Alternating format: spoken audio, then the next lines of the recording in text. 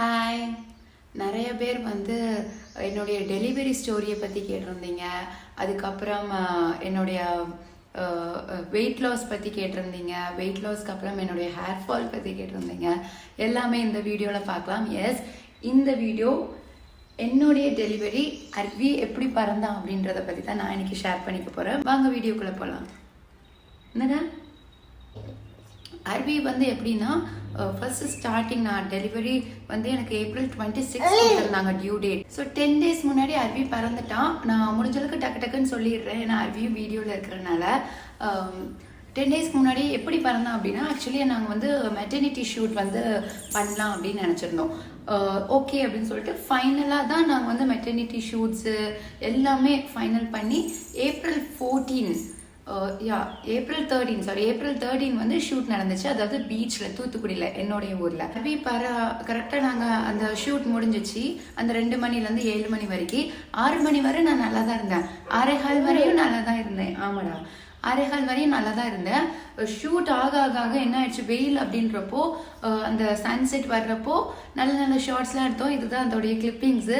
அவ்வளோ சூப்பராக வந்துருந்துச்சு.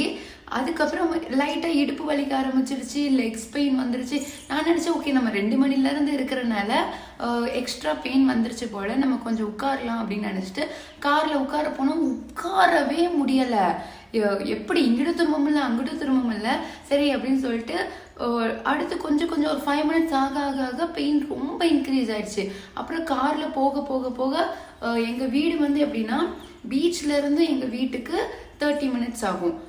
ஆனால் நான் இப்போ காட்டுற ஹாஸ்பிட்டல் பீச்லேருந்து 15 minutes ஆகும். வீட்டுக்கு போயிடலாம் அப்படின்னு நினச்சிட்டு நாங்கள் வீட்டுக்கு போயிட்டோம். காரில் ஷூட்ஸ் எல்லாமே முடிச்சுட்டு கம்ப்ளீட் பண்ணிட்டு வீட்டுக்கு போயிட்டு இருக்கோம். Extreme pain. அப்புறம் என்ன நினச்சோம், சரி நாங்கள் கரெக்டாக அந்த வீட்டுக்கு கிட்டனா 30 minutes ஒரு 10 minutes தாண்டி இருப்போம். ஸோ அந்த 10 minutesனா எங்களுக்கு என் மைண்டில் என்ன இருந்துச்சுன்னா, ஹாஸ்பிட்டல்லேருந்து இங்கே வந்து 5 minutes தான், வீட்டுக்கு போனால் 20 minutes ஆகிடும். வந்து ஹாஸ்பிட்டலே போயிடலாம் அப்படின்னு சொல்லிட்டு ஹாஸ்பிட்டல் போயிட்டோம். எங்கள் அம்மாவுக்கு ஃபோன் பண்ணி நான் ஹாஸ்பிட்டல் போகிறேன், என் ஹஸ்பண்ட் வந்திருந்தாங்க, ஆஷு வந்திருந்தான். ஸோ நாங்கள் ஹாஸ்பிட்டல் போயிட்டோம்.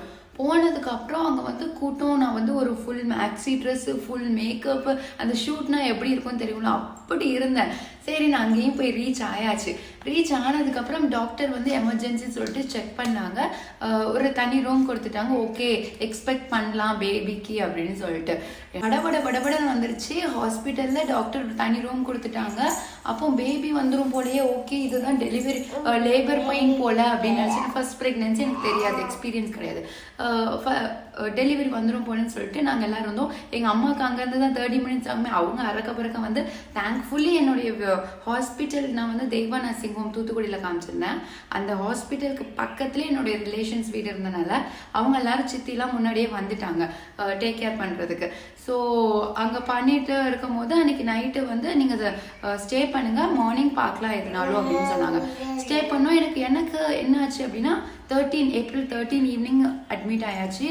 14 வந்து பெயினே இல்லை. April 14 வந்து பெயின் வந்து அவங்க என்னதான் வந்து இன்ஜெக்ஷன் அப்படி இப்படி போட்டாலுமே எனக்கு வந்து பெயின் வந்து டிக்ரீஸ் ஆக ஆரம்பிச்சிருச்சு. டாக்டர் என்ன சொன்னாங்கன்னா, நீங்கள் வந்து நைட்டு April 14 நைட் சொல்கிறாங்க. எங்களுக்கு இஷ்டம் என்னடா, பக்கத்து ரூமில் இருக்கிறவங்களுக்குலாம் டெலிவரி ஆகி அவங்க டிஸ்சார்ஜ் ஆகி பேபி கொண்டு வீட்டுக்கே போயிட்டாங்க அந்த ஒரு டேல.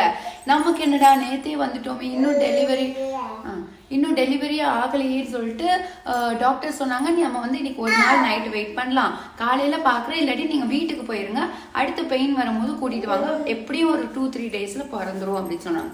சரி ஓகே அப்படின்னு சொல்லிட்டு நாங்களும் ஜாலியாக நைட்டு எல்லாமே April 14 நைட்டு பேக் பண்ணி வச்சிட்டோம். பேக் பண்ணி வச்சதுக்கப்புறம் காலையில் எப்பயுமே செக் பண்ணிட்டு தான் விடுவாங்க. எஸ், நார்மலாக விடுவாங்கல்ல, அப்படி சொல்லிட்டு 5 o'clock வந்து செக் பண்ண போனோம். எனக்கு வந்து அந்த என்ன சொல்கிறது, அது பேர் என்னது, சோனோகிராஃபி எடுக்கனாலே வந்து அவ்வளோ பயம். ஏன்னா எனக்கு வந்து ப்ரெக்னென்சி விமன் ரிலேட் பண்ணுவீங்களான்னு எனக்கு தெரியாது, எனக்கு வந்து எக்ஸ்ட்ரீம் பயம், ஆரம்பத்துலேருந்து பயம். ஃபர்ஸ்ட் ஆஃப் வந்து நான் ப்ரெக்னென்சி டைம் வந்து அகமதாபாத்தில் இருந்த 5 months. ஸோ தமிழ்நாடு வந்து 5 months. ஸோ அங்கேயும் எனக்கு ஒரு பயம், இங்கேயும் பயம். சோனோகிராஃபினாலே பயம். அவங்க வந்து சோனோகிராஃபி ப்ரொசீஜர் ஆரம்பிச்சிட்டாங்க. அப்போ வந்து எனக்கு ரொம்ப நர்வஸ் ஆகிட்டு, ஏன் தெரியல சடனாக நர்வஸ் ஆகிட்டு. அப்போ டாக்டர் சொன்னாங்க என்னம்மா ப்ளீடிங்லாம் இருக்குது அப்படின்னாங்க. ஸோ அதாவது பேபியோட ப்ராசஸ் என்னென்னா தெரிஞ்சிருக்கும். பேபி பறக்க போகுது அப்படின்னா கண்டிப்பாக வந்து ஒன்று ஒயிட் டிஸ்சார்ஜ் ஆகும், இல்லாட்டி ப்ளீடிங் ஆகும், பிளட் வரும். எனக்கு வந்து பிளட் வந்துருச்சு அப்படின்னு சொன்னாங்க அவங்க சோனோகிராஃபி பண்ணும்போது. எனக்கு வந்து அப்போ பறக்க போதா பேபி அப்படின்னு நான் கேட்டேன். ஏன்னா எனக்கு பெயின் இல்லை எதுவுமே இல்லை. அப்போ நான் கேட்குறேன் எனக்கு பறக்க போதா பேபி அப்படின்னு. ஆமா இன்னைக்கு பறந்துருவோம் அப்படின்னு சொன்னாங்க.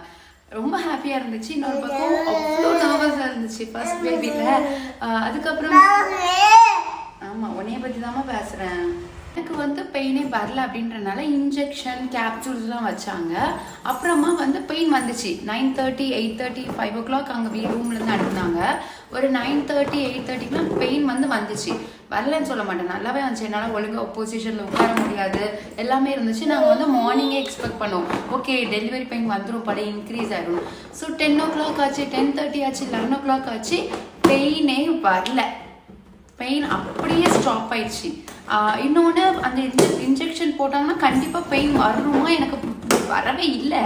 நான் நார்மல் ஆயிட்டேன். நார்மலாக வந்து நம்ம உட்கார்றது போகிறது இருக்கிறது எல்லாமே நார்மல் ஆயிட்டேன். டாக்டர் சொன்னாங்க இன்னும் வெயிட் பண்ணலாம் அப்படின்னு சொல்லி. ஒரு சாயங்காலம் ஒரு 3 மணி ஆச்சு. 3 மணி அப்போ மறுபடியும் செக் பண்ணாங்க. பொசிஷன் எல்லாமே கீழே எனக்கு வந்து கரெக்டான பொசிஷன் இருந்துச்சு. அதாவது நார்மல் டெலிவரிக்கு எப்படியோ அந்த பொசிஷன் தான் இருந்துச்சு. சரி ஓகே நமக்கு ஒரு டெலிவரி ஆயிடும் அப்படின்னா எனக்கு பெயின் வராதுனால ரொம்ப வெயிட் பண்ணி பார்த்தாங்க. ஆனால் சி செக்ஷனை பொறுத்த வரைக்கும் அந்த இன்ஜெக்ஷன் போட்டாங்கன்னா கண்டிப்பாக சி செக்ஷன் பண்ணி ஆகணும் டெலிவரியை பொறுத்த வரைக்கும். அதனால அவங்க வந்து சி செக்ஷன் பண்ணிடலாம் அப்படின்னா. ஆனால் சி செக்ஷனுக்கு முன்னாடி ஒரு செக்அப் கூட்டு போனாங்க. என்னையா கூட்டு போகும்போது அது வந்து என்னன்னா லிட்டரலி அது ஒரு லேபர் வார்டு.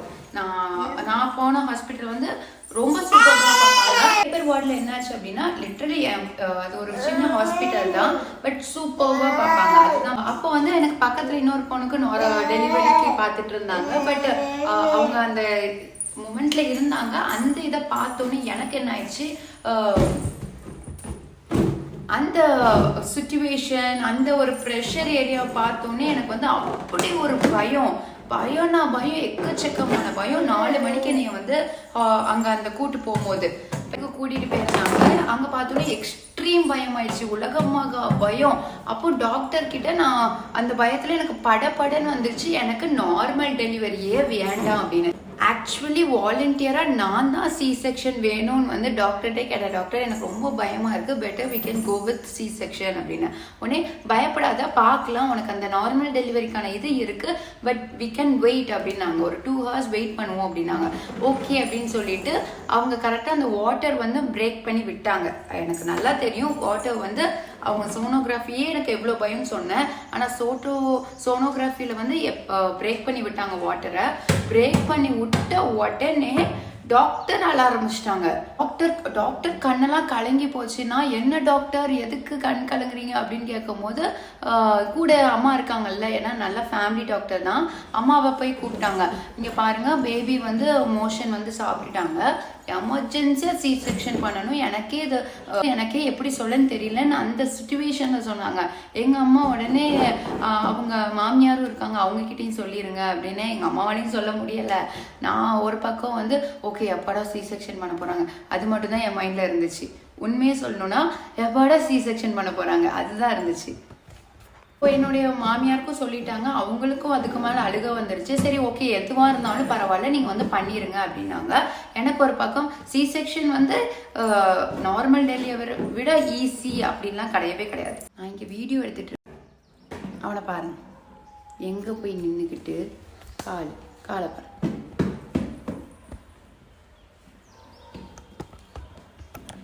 செக்ஷன் பண்ணணும்னு முடிவு பண்ணிட்டாங்க. அதுக்கப்புறம் அதுக்கான ப்ராசஸ் எல்லாமே ஆரம்பிச்சிருச்சு. அங்கேருந்து கரெக்டாக இன்னொரு ஆப்ரேஷன் தியேட்டருக்கு கூட்டிகிட்டு போயிட்டு சி செக்ஷன் பண்ணுற போது டாக்டர் இருந்தாங்க, 2 டாக்டர்ஸ் இருந்தாங்க, ஒன்று மேல் இன்னொன்று வந்து ஃபீமேல். அந்த ரூம் வந்து ஒரு டிஃப்ரெண்ட்டாக இருந்துச்சு. அந்த ஹாஸ்பிட்டலை பார்க்க தான் ஒரு மாதிரி இருந்தாலும் ரூம் பார்க்க லைக் அந்த ஆப்ரேஷன் தியேட்டர் மாதிரியே ஃபீல் இல்லை. சுற்றி வந்து ட்ரீஸு அந்த மாதிரிலாம் வச்சுருந்தாங்க. ரொம்ப நல்லா இருந்துச்சு ஆக்சுவலி அந்த ரூம். அந்த ரூமுக்குள்ள போயிட்டு அவங்க பேச ஆரம்பிச்சாங்க டாக்டர். அதாவது பேக் போன்ல வந்து இன்ஜெக்ஷன் போடும்போது பெயினா இருக்கும் அப்படின்னு நிறைய பேர் சொல்லி நான் கேள்விப்பட்டிருக்கேன். அதனால அவங்க பேசிக்கிட்டே இருந்தா வலி தெரியாது அப்படின்னு சொல்லிட்டு உங்களுக்கு எப்படி ஃபீல் பண்றீங்க, எப்படி இருக்கு, எனக்கு வந்து ஒரு இன்ஜெக்ஷன் போட்டாங்க.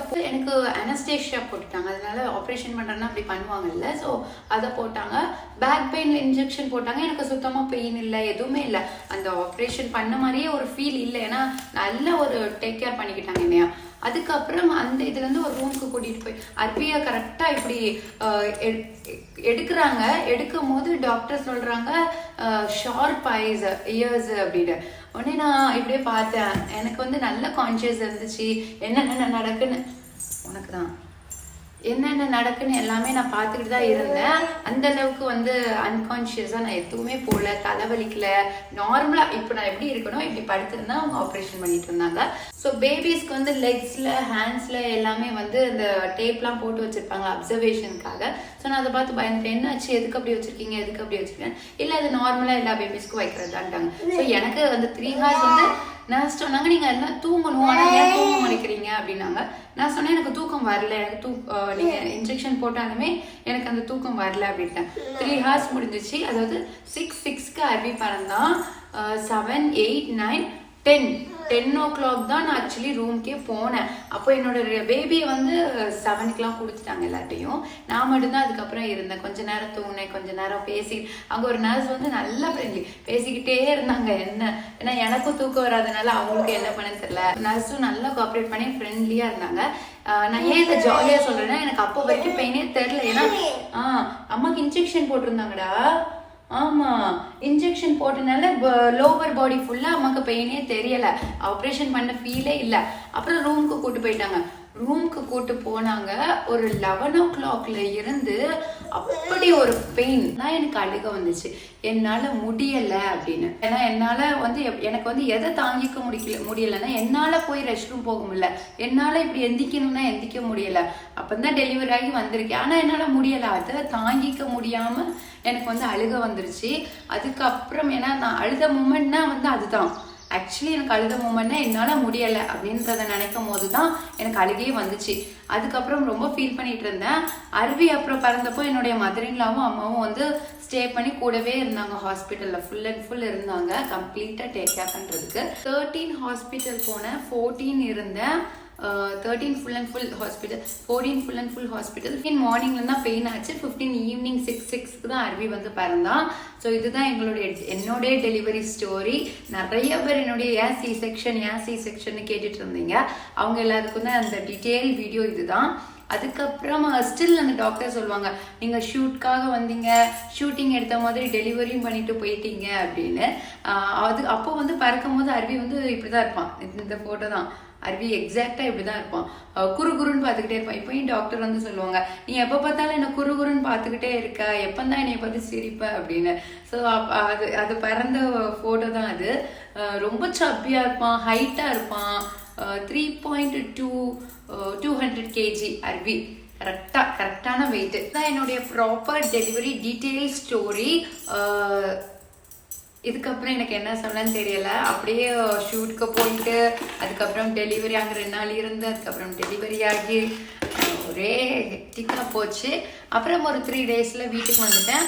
வீட்டுக்கு வந்ததுக்கப்புறம் April 26 ஆக்சுவலி என்னுடைய பர்த்டே. அன்னைக்கு தான் அருவி வந்து பறப்பான் அப்படின்னு எக்ஸ்பெக்ட் பண்ணோம். பட் ஒரு 10 daysக்கு முன்னாடியே பறந்து சொல்லுவாங்களா பேபிஸ்னா 10 days முன்னாடி பறந்துருவாங்க அப்படின்னு. அதே மாதிரி அருவியும் பறந்துட்டான். இப்போ தான் 1 year பர்த்டேலாம் முடிஞ்சு ரிலாக்ஸ்டாக உட்காந்துருக்கோம். இந்த வீடியோ உங்களுக்கு ரிலேட் ஆகும்னு நினைக்கிறேன். உங்களுக்கும் இந்த மாதிரி ப்ரெக்னென்சி டைம் வந்து இந்த மாதிரிலாம் ஆச்சா, இல்லை உங்களுக்கு எப்படி டெலிவரி ஆச்சு அப்படின்றதெல்லாம் கமெண்ட் செக்ஷனில் கமெண்ட் பண்ணுங்க.